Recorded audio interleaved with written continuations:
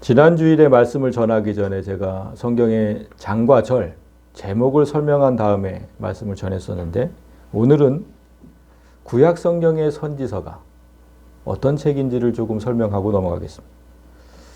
선지서는 선지자가 쓴 책이죠. 그런데 다른 말로는 예언서라고도 합니다. 이렇게 돼 있죠. 이 책의 내용이 대개 예언이기 때문이에요. 앞으로 어떤 일이 일어날 것이다. 그것이 써져 있어요. 그런데 선지서라고 할 때 저 선지, 제가 한자로 해왔죠. 먼저 선 알지자. 먼저 알았다는 거예요. 남들보다 먼저 알았다. 그리고 예언, 미리 예자, 말씀원자.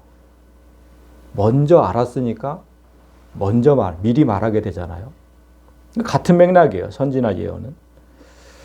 그래서 선지자들은 앞으로 일어날 일을 하나님께 먼저 들은 사람들이에요. 그래서 백성들에게 가서 미리 말합니다. 일어나기 전에 미리 말해요. 그걸 예언이라고 하죠. 그런데 여러분, 무언가를 남들보다 먼저 듣는다는 거, 먼저 안다는 거, 그게 항상 좋은 걸까요? 여러분 어떻게 생각하세요? 여러분들은 앞으로 일어날 일을 남들보다 먼저 듣기를 원하세요? 아니면 안 듣고 싶어요? 안 듣고 싶어요? 듣기 원하는 분 없어요? 이게 가만히 생각을 해보면 나의 미래가 장밋빛이라면 듣길 원할 거예요. 내가 어떻게 될 건지. 그런데 하나님 앞에 지은 죄가 너무나 커서 그 앞날이 뻔히 보이면 듣기 원하지 않습니다. 오늘 우리가 보게 될 예레미야 선지자도 그랬습니다. 듣기 원하지 않았어요. 당시 이스라엘 백성은 하나님 앞에 너무나 큰 죄를 짓고 있어서 예레미야는 선지나 예언 둘 다 원하지 않았어요. 예레미야는 제사장의 아들로 태어났습니다. 오늘로 말하면 목사의 아들로 태어난 거예요. 그런데 그가 선지자로 부르심을 받았을 때 나이가 몇 살이었는지 아십니까? 고작 18이었어요. 그러니까 목사로 세워진 거예요. 18에. 그때의 상황을 제가 잠시 보겠습니다. 1장 4절을 보면 여호와의 말씀이 내게 임하니라. 처음으로 이제 하나님의 말씀을 하시는 거예요. 이르시되 내가 너를 모태에 짓기 전에 알았고 네가 배에서 나오기 전에 너를 성별하였고 너를 여러 나라의 선지자로 세웠노라. 제가 3가지 색깔로 해왔어요. 중요한 사실 3가지가 들어있기 때문이에요. 첫째, 모든 사람은 어머니 뱃속에 잉태되기 전부터 존재한다. 저 모태에 짓기 전에 알았다. 그 구절. 어머니 뱃속에서는 육체만 만들어질 뿐이에요, 여러분. 영혼은 그 전부터 있었던 거예요. 하나님이 존재하실 때부터 우리의 영혼도 같이 존재했어요. 그러니까 뭐 끝도 없어요. 언제부터 있었는지. 영원하신 분이니까. 육체만 우리 어머니 뱃속에서 만들어지는 거예요. 따라서 하나님은 우리 각 사람을 모태에 짓기 전부터 알았다. 이해되시죠? 둘째, 파란 글씨. 네가 배에서 나오기 전에 너를 성별했다. 그러니까 모든 사람의 영원 전부터 존재하긴 하지만 그 중에는, 그 모든 사람 중에는 택한 사람이 있다는 거예요. 택한 사람. 하나님께서 택한 사람. 그런데 그거는 출생 전에 결정된다. 네가 배에서 나오기 전에. 하나님께서 택하신 자가. 그러니까 여러분, 살다 보니까 교회에 나오시게 된 게 아니에요. 그거 아니에요. 여러분이 뱃속에 나오기 전, 어머니 뱃속에서 나오기 전에 이미 하나님 앞에 나올 것을 결정된 상태로 여러분이 나온 거예요. 출생한 거예요. 이제 마지막 3번째는 하나님께서 출생 전부터 택하신 이유가 있다. 이유가 있다. 왜 택하셨느냐? 이유가 있으니까. 그게 지금 마지막 구절. 너를 여러 나라의 선지자로 세웠다. 그래서 여기 있는 사람은 모두가 택하신 이유가 있고 또 받은 사명도 있는 거예요. 내가 왜 태어났는지 다 있어요, 이유가. 근데 나는 내 사명이 무엇인지 잘 모르겠다. 그런 분이 참 많죠. 왜 모를까요? 이 문제를 놓고 하나님께 진지하게 묻지 않았어요. 한 번도. 하나님 대체 나를 어디에 쓰시려고 이 세상에 태어나게 하셨습니까? 진짜 단 한 번도 묻지 않았어요. 그래서 모르는 거예요. 묻지 않으니까 대답을 하실 수 없잖아요. 예레미야가 받은 사명은 지금 선지자다라고 분명히 말씀하시잖아요. 선지자다. 그것도 여러 나라의 말씀을 전하는 선지자. 그러니까 국제적인 선지자가 되라는 거예요. 이스라엘 백성에게만 전하는 선지자가 아니에요. 국제적인 선지자. 오늘날에는 국제적으로 이름을 날리면 대개들 좋아하죠. 성공했다 막 이러죠. 예레미야도 국제적인 선지자가 되라고 하니까 좋아했을까요? 그렇지 않았어요. 예레미야가 이 사명을 들을 때 상황을 잠시 보면 여러분 지금 요 파란 거, 요 북이스라엘, 노란 거 남유다인데 예레미야가 선지자 사명을 받을 때 이 나라는 이미 망했어요. 북이스라엘은. 어디에? 여기 조그맣게 써있냐. 아시리아 제국이라고 돼 있어요. 요 북쪽의 큰 나라한테 지금 망했어요. 지금 이 상황이에요. 그러면 이 나라가 망했으면 지금 너무 위험하잖아요. 우리나라도 지금 너무 위험한 거잖아요. 지금 이 상황이거든요.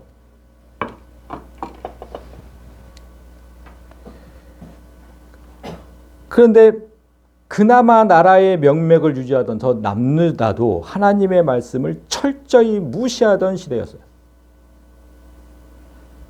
위에서 멸망했으면 좀 정신을 차릴 만도 한데 정신 못 차렸어요. 끝까지 하나님 말씀을 무시했어요. 이 시대에 그래서 그런 시대에 누군가 하나님의 그 심판을 얘기하면 그 얘기를 하는 사람을 다 죽였어요. 네가 뭔데 우리가 죽는다 그러냐. 그러니까 하나님의 심판을 말하면 다 죽였어요. 그런 악한 시대, 그런 악한 조국에 또 그 주변의 다른 나라들, 저기 지금 다 보이시죠? 이 나라들. 에돔, 모압, 암몬, 아람, 이 나라들. 그것도 이쪽에도 있어요. 시돈과. 전부 주변 국가들. 더 악해요. 남유다보다 더 악해, 그 나라들은. 그러니까 우리나라도 악한데 주변 국가는 더 악해. 그런데 그런 나라에 가가지고 전부 하나님의 심판을 말하라는 거예요. 18살 먹은 애한테. 이 말이 됩니까? 그래서 예레미야도 처음에는 응하지 않았어요. 하나님 그게 말이 돼요? 저 지금 18, 보세요. 6절에 어떻게 되어 있냐면 내가 이르되 슬프도소이다. 주 여호와여 보소서. 나는 아이입니다. 말을 할 줄 모릅니다. 슬프도소이다는 번역을 지금 저렇게 한 것뿐이에요. 실은 괴로움을 나타내는 감탄사거든요. 뭐 이런 감탄사 있잖아요. 히브리어 단어 그대로 발음하면 아하으예요. 아하으. 머리를 감싸고 괴로워요. 아하으. 안 그렇겠어요, 여러분? 그런 사명을 받았는데 지금 18 먹은 애가. 아니 이제 20살도 되지 않은 청소년에게 이런 사명을 감당하라고 하면 어쩝니까? 하나님, 저는 정말 이제 어른들 앞에서도 말을 제대로 못하는 아이입니다. 그런데 나라들을 상대로 그런 사명을 감당하라고 하면 그거 어떻게 합니까, 제가? 그런데 하나님은 예레미야에게 이렇게 말씀을 하셨어요. 너는 악이라고 말하지 마라. 내가 너를 누구에게 보내든지 너는 가며 내가 네게 무엇을 명령하든지 너는 말할지니라. 어리다고 말하지 마라. 성지자는 나이가 중요하지 않다. 너는 내가 가라면 가고 말하라면 말하면 된다. 참 어찌 보면 참 선지자라는 직업이 그 허수아비 같다는 생각이 들죠. 로봇 말하라면 말하고 가라면 가고. 그런데 선지자가 어떤 사람인지 그 정체성을 분명하게 보여주는 구절이에요. 이거는 선지자는 그런 사람이어야 되는 거예요. 딴소리 하지 말고 거부하지 말고. 그 여호와 구절을 보면 이렇게 말씀하세요. 여호와께서 손을 내밀어서 예레미야 입에 대시며 이르시되 보라 내가 내 말을 네 입에 두었노라. 오늘날 선지자 노릇을 하는 목사는 이 말씀을 분명하게 깨달아야 돼요. 이곳에 서 있는 순간만큼은 내 입에서 나오는 말이 하나님 말씀이라는 사실을 분명하게 자기 자신부터 인지하고 있어야 돼. 딴소리 하면 안 돼요. 여기 서서 딴소리 하면. 근데 너무 많아요. 제 주위에서 들리는 얘기가. 너무 많다. 내가 하는 말이 하나님 말씀이라는 확신이 없다면 이 자리에 서면 안 돼요. 그 큰일 나는 거예요. 이곳에 서서 하나님 말씀이 아닌 다른 말을 하면 뭐가 돼요? 거짓 선지자가 되는 거예요. 26장 2절을 보세요.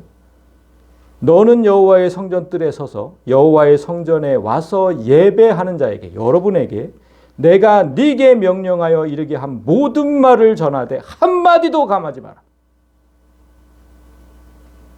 오늘날 선지자들은 이 말씀을 대부분 지키지 못하고 있어요. 내가 네게 명령하여 이르게 한 말이라 그랬잖아요. 그럼 전제 조건이 뭐예요? 하나님께 내가 먼저 뭔가를 들은 말씀이 있어야 되는 거예요. 그래야 전할 거 아니에요, 여러분. 내가 들은 게 없는데 어떻게 뭘 전해? 정말 답답한 게 그거예요. 목사들이 이 시간에 여기에 서서 설교라는 걸 하는데 들은 말씀이 없이 쓴다는 거예요. 그럼 자기 얘기하는 거예요, 그럼. 제가 늘 얘기하잖아요. 제가 그 시간에 제일 고통스럽다고. 하나님께 말씀을 듣는 시간이. 어떨 때는 금방 주시고 어떨 때는 안 주세요. 하루 이틀이 돼도 안 주셔. 기다려야 돼요.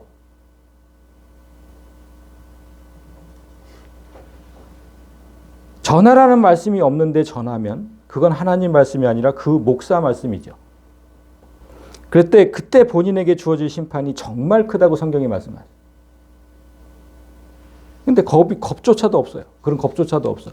그래서 다음 구절을 보면 예레미야가 자기가 받은 얘기 그대로를 전해야 하는 말씀, 그거를 이제 한 구절로 요약한 말씀이 나와요. 그 10절인데 보라, 내가 오늘 너를 여러 나라와 여러 왕국 위에 세워 네가 그것들을 뽑고 파괴하며 파멸하고 넘어뜨리며 건설하고 심게 하였느니라.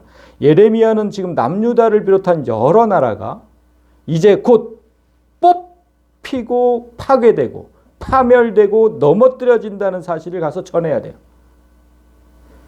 하나님이 너희들을 철저하게 심판하실 것이다. 그러나 하나님은 심판 후에는 반드시 회복될 것이 또 전하게 하셨어요. 건설하고 심게 하셨다. 예레미야뿐만 아니라 성경에 등장하는 모든 선지자는 심판만을 예언하지 않아요. 반드시 회복될 것을 함께 전하게 하시죠. 따라서 우리는 오해하지 말아야 돼요. 하나님의 심판은 때리는 데 목적이 있는 게 아니라 치료하는 데 목적이 있는 것이다. 그런데 성도들이 구약의 선지서 읽기를 매우 싫어합니다. 여러분 선지서 읽어보신 분들은 알 거예요. 선지서를 읽기 싫어하는 이유가 뭐예요? 읽다 보면 전부 다 죄를 지적하고 심판을 선언하는 그 내용으로 가득 차 있어요. 그 내용으로. 사람들은 대개 같은 소리를 2번 이상 들으면 싫어하거든요. 좋은 소리도 2번 들으면 싫다 그러잖아요. 근데 하물며 네가 뭘 잘못했는지를 구구절절 얘기를 해요. 너 이거 잘못했고 이거 잘못했고 이거 잘못했고. 그래서 너는 심판을 받게 된다는 얘기를 반복해서 얘기를 해요. 누가 좋아요 그걸? 그래서 선지서를 읽기 싫어하는 거예요. 알았으니까 그만하라고 성을 내죠. 자꾸 그렇게 얘기하면. 알았으니까 그만해요. 알았으니까. 나 그렇게 벌 받을 테니까. 이스라엘 백성이 그랬어요. 이스라엘 백성이 하나님께서 선지자를 통해서 그들의 죄를 자주 지적하시니까 백성들은 그런 얘기만 나오면 너무나 싫어했어요. 너무나. 그 29장 19절에 있어요.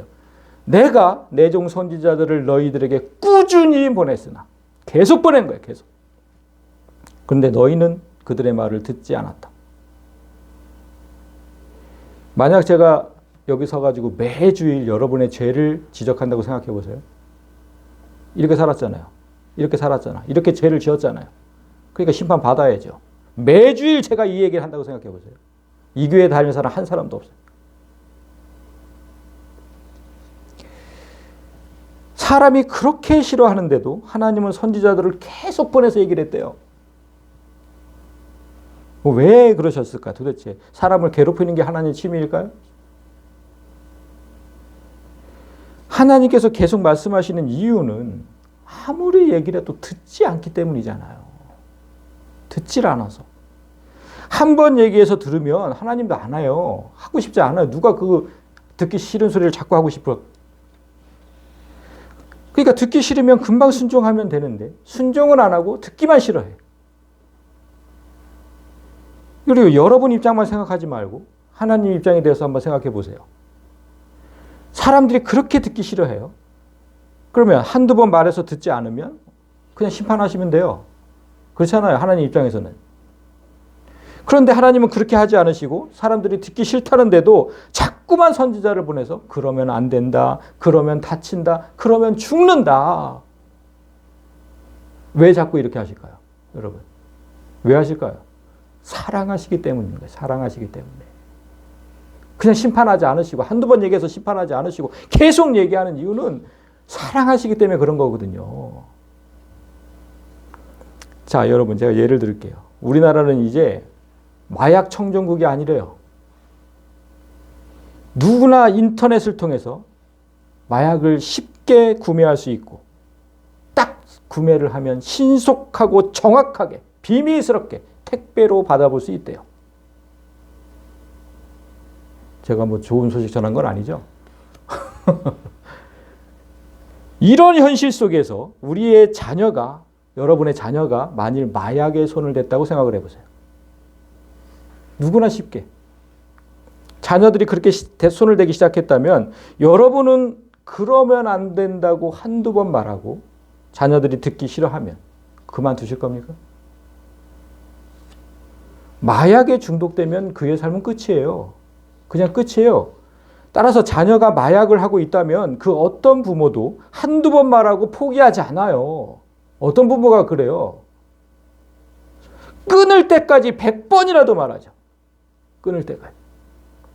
지금 하나님의 자녀들이 마약을 흡입하고 있습니다.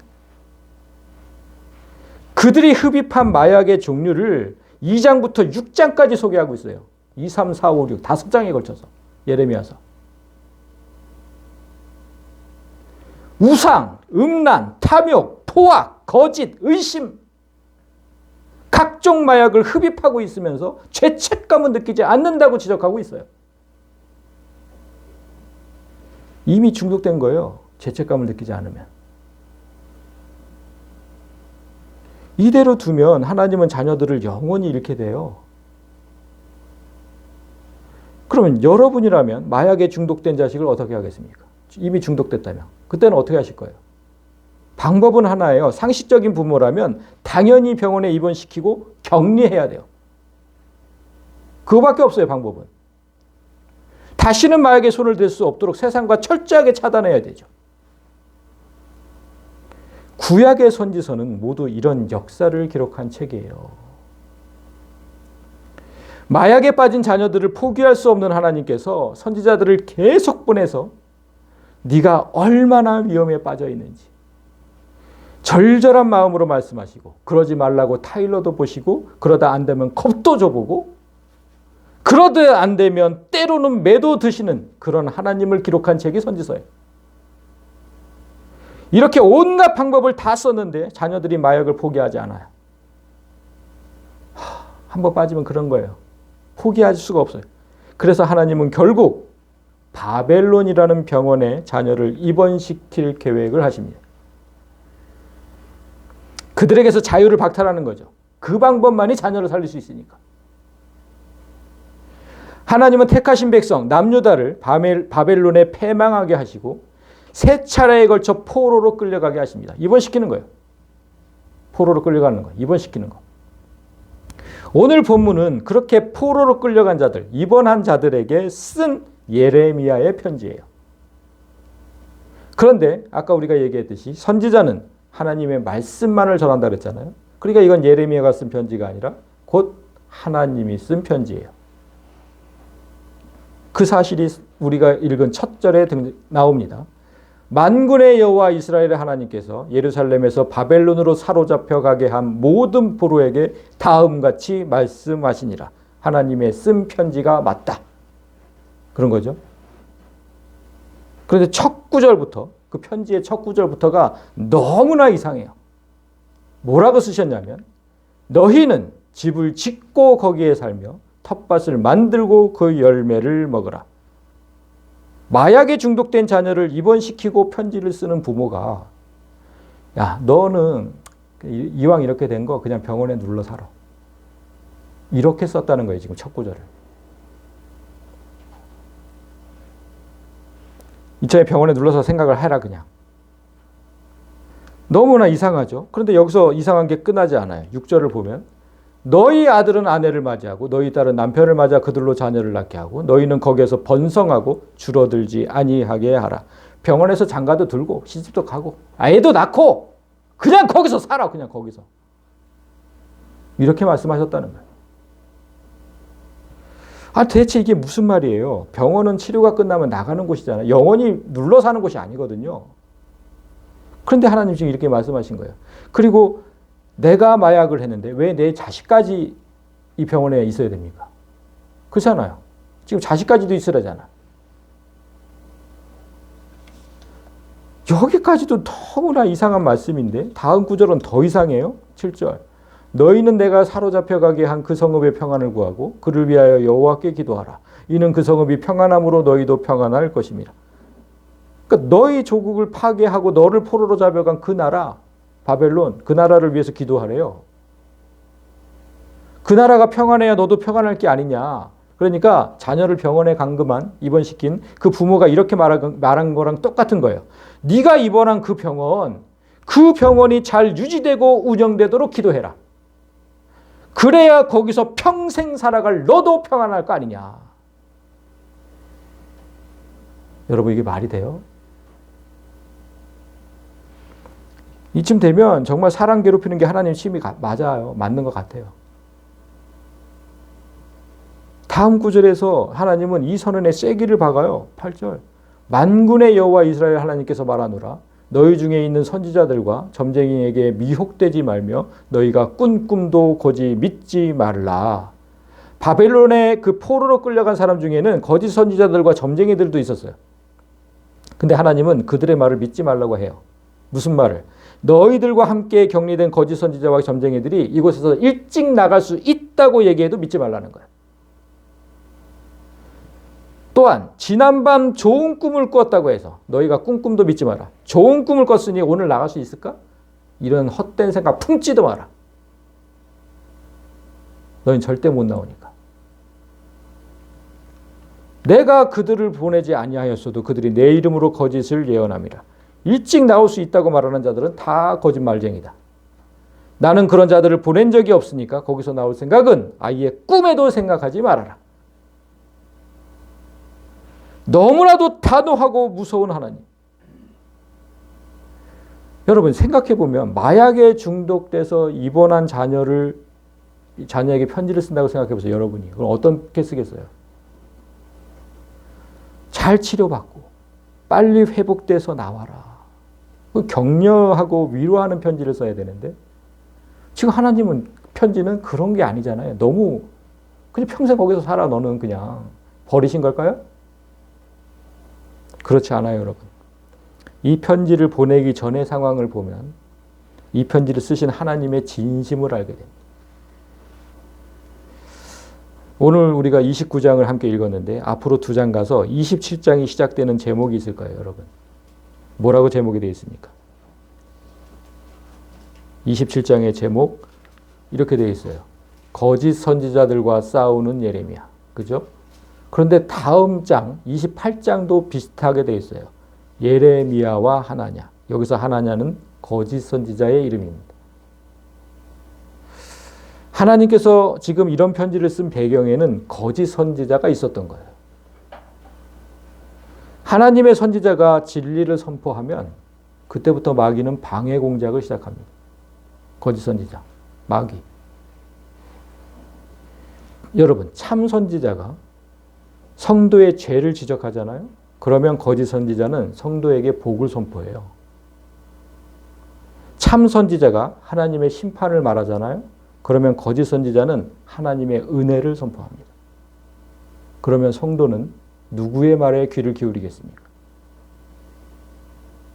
당연히 거짓 선지자의 말에 귀를 기울이. 마귀의 목적은 죄를 짓고 있는 성도에게 하나님의 은혜와 복을 선포하면서 성도가 죄를 멈추고 회개할 기회를 빼앗는 겁니다. 그게 마귀의 목적이에요. 하나님께서 내 모든 죄를 사랑과 은혜로 용서하시고 영원한 복을 약속하셨다. 이렇게 선포를 하는데 누가 회개합니까? 여러분이 지은 죄 하나님이 다, 그 사랑 많으신 하나님 다 용서하셨어요. 은혜로 다 용서하셨어요. 걱정하지 마세요. 누가 회개합니까? 심판을 말하지 않으면 회개할 사람은 하나도 없어요. 그런데 여러분, 죄를 멈추지 않고 회개하지 않으면 은혜와 복은커녕 멸망의 길로 가요. 그래서 예레미야가 거짓 선지자와 싸우는 거예요. 사람들을 살리려고. 이 싸움이 얼마나 힘든지 한번 보세요. 27장 2절.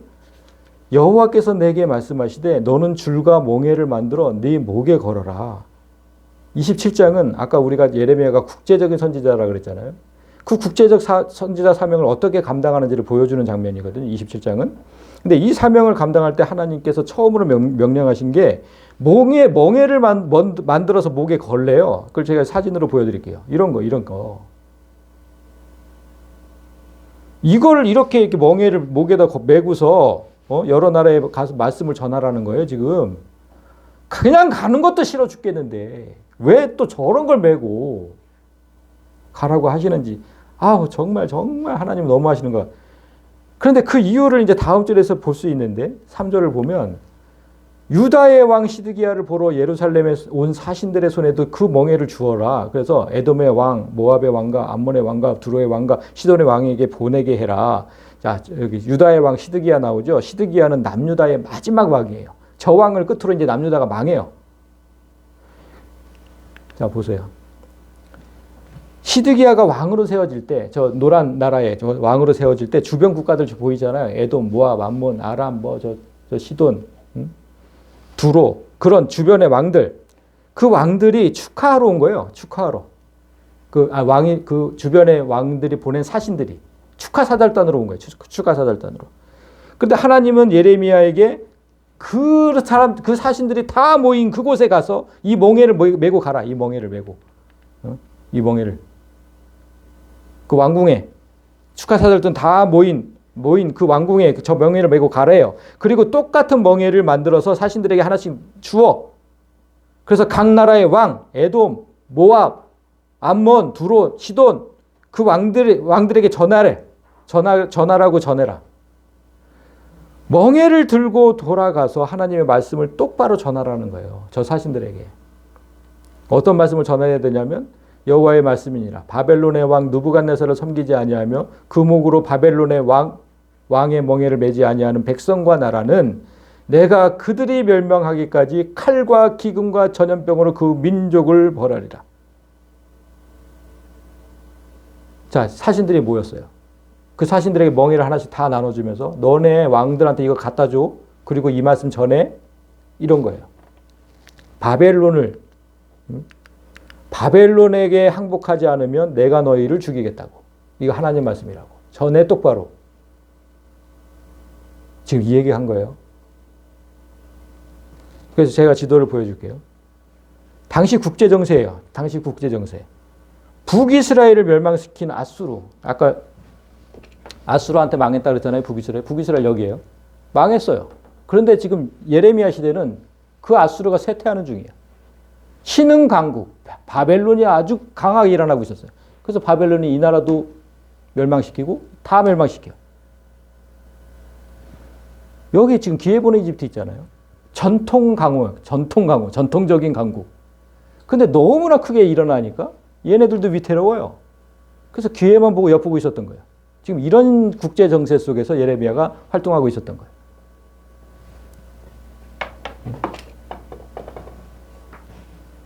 남유다를 둘러싼 이 5나라 있잖아요. 에돔, 모압, 암몬, 저기 시돈과 두레. 저 5나라. 저 5나라는 주변 강대국에 맞서가지고 아까 지금 저 바벨론이 저 일어나니까 그 주변 강대국에 맞서서 지금 남유다와 함께 연합을 결성하러 온 거예요, 사실. 그러니까 축하 사절단을 빙자해서 온 거죠. 아니 점점 저렇게 강해지는데 우리나라도 망할 것 같잖아. 그러니까 우리 힘을 합쳐서 저 바벨론을 대항하자. 이런 거거든요. 그래서 온 거거든, 사실은. 그런데 그런 자리에 예레미야가 가서 바벨론에게 무조건 항복해라. 이런 거예요, 지금. 살아남겠어요? 예레미야가? 바벨론의 멍에를 매지 않으면 모조리 죽여버린다. 이건 하나님의 말씀이다. 지금 예레미야가 이런 말을 전하고 있는 것. 시드기야는 하나님에게 순종하지 않는 악한 왕이에요. 이런 왕의 취임을 축하하는 자리고 연합을 결성하는 자리에서 바벨론에 항복하라고 하면 진짜 자기 목숨을 걸어야 되는 거잖아요. 죽어도 하기 싫은 이런 일을 하나님의 선지자는 해야 한다는 거예요, 여러분. 저 진짜 많이 경험했어요. 죽어도 하기 싫은 그 말씀 전하는 거. 아니 어떻게 그 자리에 가서 그런 말씀을 전해요, 하나님. 근데 하래요. 그래서 하다가 많이 쫓겨났어요. 가는 곳마다 쫓겨났어요. 선지자는 정말 극한 직업. 그런데 하나님은 지금 왜 지금 그 사신들이 모인 그 자리에 가서 그런 일을 시키셨을까? 꼭 그러셔야만 했을까? 지금 제가 그 설명을 할 때 계속 지금 마약을 비유를 했잖아요. 그 마약에 중독된 자식으로 보면 부모가 지금 아들을 병원에 시키려고 하는데 친구들이 찾아온 거예요. 주변의 친구들이. 그래서 이 친구들이 똑같이 내 아들과 마약을 한 친구들이거든요. 그 친구들이 와서 이렇게 아들을 꼬드기는 거야. 야, 병원에 가면 끝장이야. 끝장이야. 우린 큰일 나. 우리 함께 힘을 모아서 병원에 가지 말자. 지금 이런 거예요. 똑같은 거예요, 지금. 이 말을 듣고 어떤 부모가 가만히 있겠습니까? 너희들 다 병원을 가야 돼. 안 가면 혼나 진짜. 지금 이 말씀인 거예요. 니들이 병원에 가지 않냐 하면 나한테 혼난다고. 하나님은 지금 이렇게 말씀하신 거예요. 그리고 또 좋게 타일르기도 해요. 그냥 윽박만 지르시는 게 아니에요. 11절을 보면 그 목으로 바벨론 왕의 멍에를 메고 그를 섬기는 나라는 내가 그들을 그 땅에 머물러 밭을 갈며 거기서 살게 하리라. 일단 병원에 가서 치료받아라. 너희가 그곳에서 지내는 동안 내가 모든 편의를 다 봐줄게. 다. 하나님은 아들을 살리려고 지금 모든 노력을 다 하고 계시는 거예요. 이때 사탄은 가만히 구경하고 있지 않죠. 어떻게든 하나님의 아들을 죽이고자 하거든요. 그 장면이 28장인 거예요. 28장. 거짓 선지자 하나냐가 딱 등장을 해요. 이제 마귀가 본색을 드러내는 거죠. 1절을 보시면 선지자 하나냐가 여호와의 성전에서 제사장들과 모든 백성이 보는 앞에서 내게 말하여 이르되, 여기서 이제 예레미야 앞에서 얘기를 했다는 거예요. 뭐라고 얘기했냐면 만군의 여호와 이스라엘 하나님이 내게 말씀하셨다. 여러분 들으세요. 하나님께서 내게 말씀하신 걸 내가 전할 테니까. 하나님이 말씀하시기를 내가 바벨론 왕의 멍에를 꺾었느니라. 하나님이 꺾으셨대요. 그 멍에를. 내가 바벨론 왕 느부갓네살이 이곳에서 빼앗아 바벨론으로 옮겨간 여호와의 성전 모든 기구를 2년 안에 다시 이곳으로 되돌려 오리라. 내가 또 유다의 왕 여호야김의 아들 여고니야와 바벨론으로 간 유다 모든 포로를 다시 이곳으로 돌아오게 하겠다. 원래 포로로 잡혀가면 왕자를 포로로 잡아가잖아요. 여호야김 왕의 아들 여고니야, 여호야긴이라고도 해요. 예, 잡아갔어요. 근데 그 포로들 다 돌아오게 하겠다. 이는 내가 바벨론 왕의 멍에를 꺾을 것이기 때문에 이게 바로 여호와의 말씀이다. 이렇게 선포를 했어요. 하나님께서 마약에 중독된 아들을 강하게 입원시키고자 하니까 사탄도 그것까지는 막을 수가 없었던 거예요. 그러면 사탄의 다음 계획이 뭔지 아세요? 입원시킨 아들에게 속삭이는 거예요. 입원해 있는 아들에게 가서 속삭이는 거예요. 이렇게. 뭐라고? 내가 하나님께 들었는데 말이야. 너 2년 안에 그곳에서 나오게 될 거야. 조금만 참아. 조금만. 이건 완벽한 거짓말이에요. 하나님께서 정하신 입원 기간이 우리가 읽은 구절 속에 있었어요. 몇 년? 70년. 바벨론에서 70년이 차면 내가 너희를 돌보고 나의 선한 말을 너희에게 성취하여 너희를 이곳으로 돌아오게 하리라. 70년과 2년 엄청난 차이가 있죠. 사탄이 왜 이런 거짓말을 했을까요, 여러분? 목적이 뭘까요? 왜 2년 안에 돌아온다고 했을까요? 잘 보세요. 1년을 하루로 계산해서 쉽게 1년을 하루로 계산을 해볼까요? 아버지의 뜻은 입원한 아들이 70일간 치료를 받는 거예요. 병원에 70일간 있어라. 그 정도는 돼야 마약의 유혹에서 벗어날 수 있다고 판단한 겁니다. 그런데 어떤 사람이 아들에게 가서, 입원한 아들에게 가서, 야, 내가 너 아버지한테 들었거든? 네 아버지 말 내가 지금 전화로 온 거야. 이틀 후면 나올래, 너. 이틀 후면. 그러니까 조금만 참아. 이틀 후면 나와. 네 아버지 말이야. 이렇게 말했다면 무엇을 노린 걸까? 아들이 치료받는 걸 포기하는 거. 그걸 노린 거죠. 이틀 후면 나갈 수 있는데 내가 왜 치료를 받아야 됩니까? 마약에 중독된 사람이 마약을 끊었을 때 오는 그 금단 현상, 우리가 TV를 통해서 이렇게 보면 정말 무섭더라고요. 정말 무서워. 뭐 거품을 물고 쓰러져서 벌벌벌벌 떨고 그 마약을 집어넣어야 또 살아나고. 정말 무서워요, 금단 현상이. 그런데 지금 그런 고통이, 지금 병원에 입원한 아들이 그런 고통 속에 있을 거 아니에요? 너무나 고통스러워. 그런 고통에서 이틀만 버티면 해방될 수 있대요. 이틀만 버티면. 그럼 나가서 나는 그 약을 먹고 또 이 고통에서 해방될 수 있는데?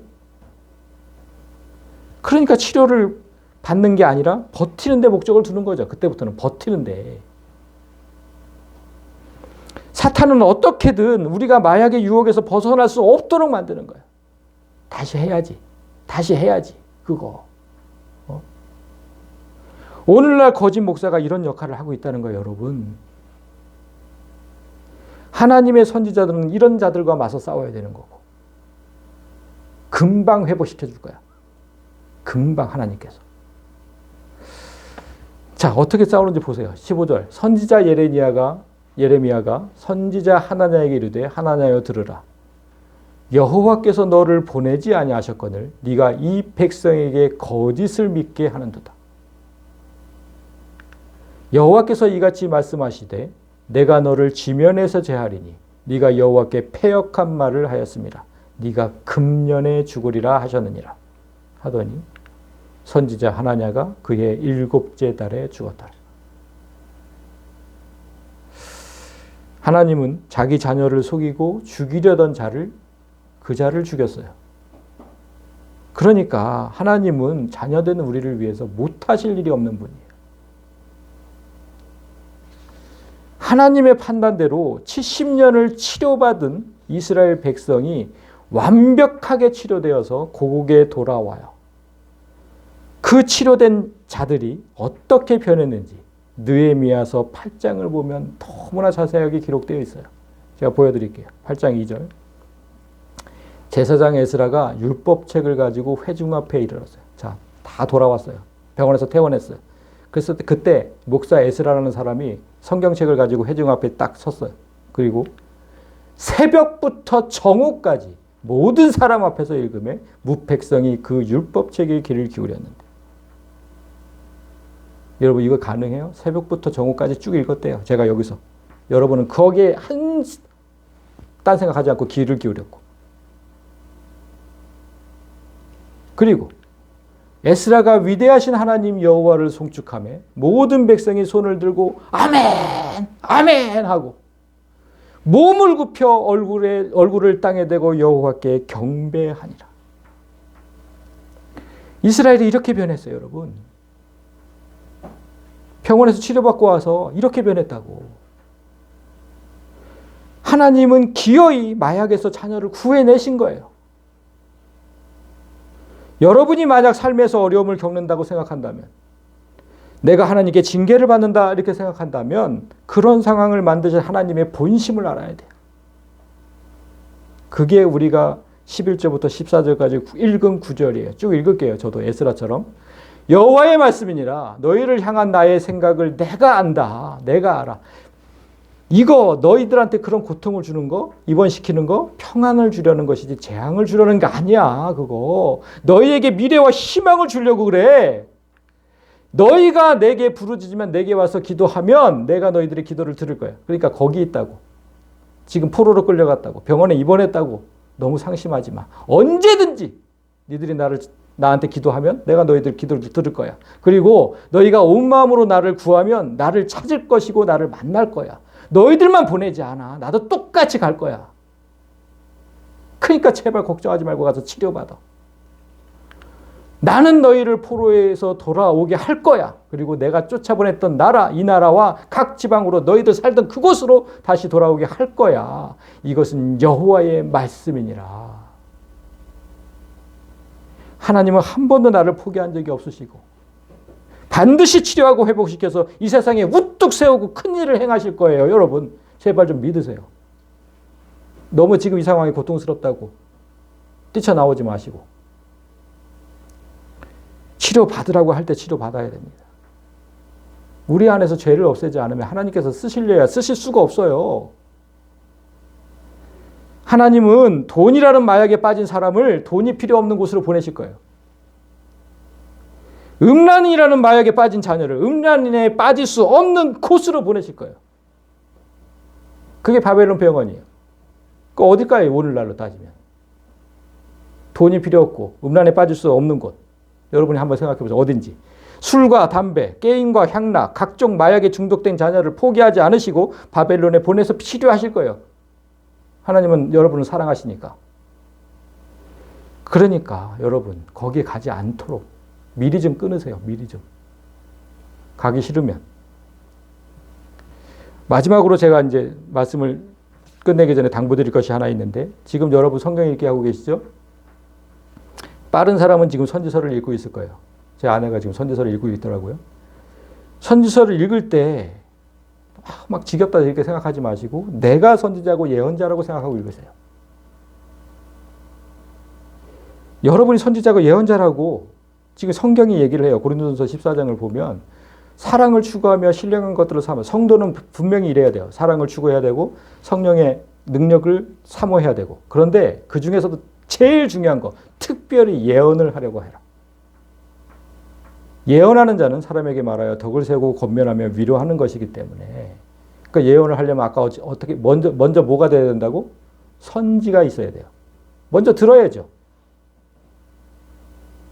그래야 예언을 하죠. 이제까지 여러분은 다른 사람들보다 먼저 하나님의 말씀을 수없이 들었어요. 몇십 년을 들었잖아요, 지금. 선지는 됐어요. 근데 예언을 안 하는 거지, 여러분이. 예레미야가 그랬듯이 때로는 가기 싫은 곳에도 가라고 하시면 가고 전하기 싫은 말씀이라도 전하라고 하면 전하고 그것이 선지자 된 도리예요. 저만 선지자 아니에요, 여러분. 저만 예언자 아니고 여러분도 다 선지자고 예언이라고 성경이 얘기를 해요. 그리고 무엇보다도 우리가 해야 하는 게 뭐냐면 성도들을 죽음으로 모는 그 거짓 선지자와 싸우는 것.